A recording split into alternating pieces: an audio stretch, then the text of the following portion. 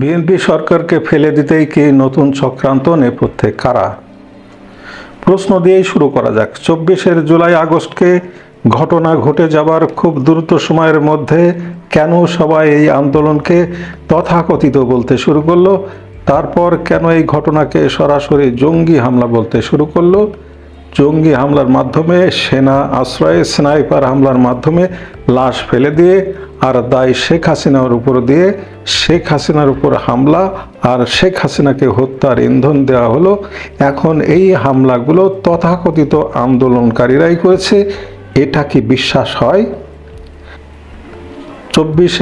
5 August পরবর্তী সময়ে 3 দিন ছিল না কোনো সরকার।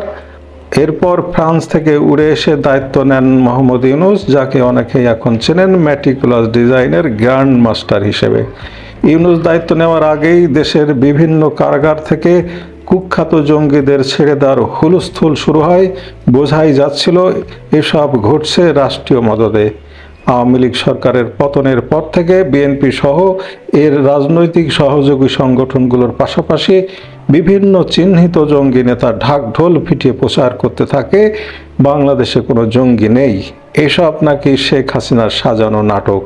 প্রশ্ন তো করতেই হয়, 2001 থেকে 2006 সালে বিএনপি জামাত জোট সরকার ক্ষমতায় থাকাকালীন জঙ্গি বিরোধী যেসব অভিযান হয়েছে, এসবও কি সাজানো নাটক ছিল?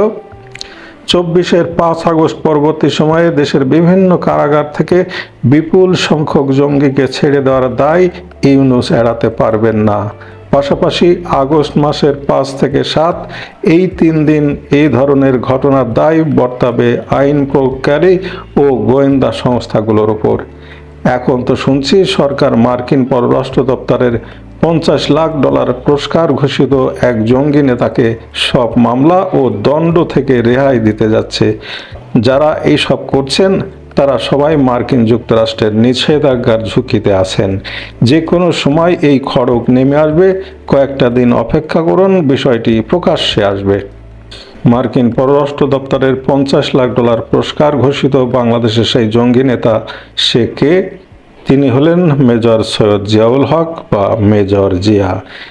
তিনি মার্কিন পররাষ্ট্র দপ্তর ঘোষিত $50 লাখ পুরস্কারের তালিকায় থাকা বাংলাদেশের নিষিদ্ধ জঙ্গি সংগঠন আনসার আল ইসলামের মূল সামরিক কমান্ডার ও জঙ্গি নেতা। 2015 সালের 26 ফেব্রুয়ারি ঢাকায় লেখক ও ব্লগার অভিজিৎ রায়কে হত্যা এবং তার স্ত্রী রাফিদা আহমেদ বন্যার উপর জঙ্গি হামলার ঘটনায় জড়িত অপরাধীদের তথ্য প্রদানের জন্য মার্কিন পররাষ্ট্র দপ্তর এই পুরস্কার ঘোষণা করে।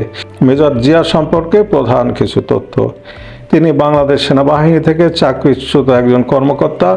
2011 সালে ব্যর্থ এক অভ্যুত্থান চেষ্টার পর থেকে তিনি পলাতক।